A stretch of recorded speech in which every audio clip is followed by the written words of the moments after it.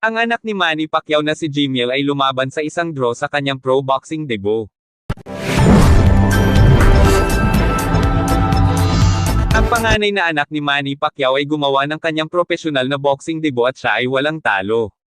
Wala rin siyang panalo. Si Jimmy Pacquiao, 24, ay lumaban sa majority draw laban kay Brendan Lally sa Pechanga Resort Casino sa Temecula, California noong Sabado ika-29 ng Nobyembre.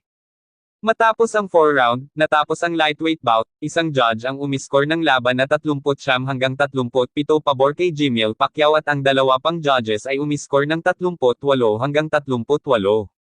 Sa susunod na oras na lumaban ako, itulak ko ang bilis ng mas mahirap, sabi ni Jimmy Pacquiao.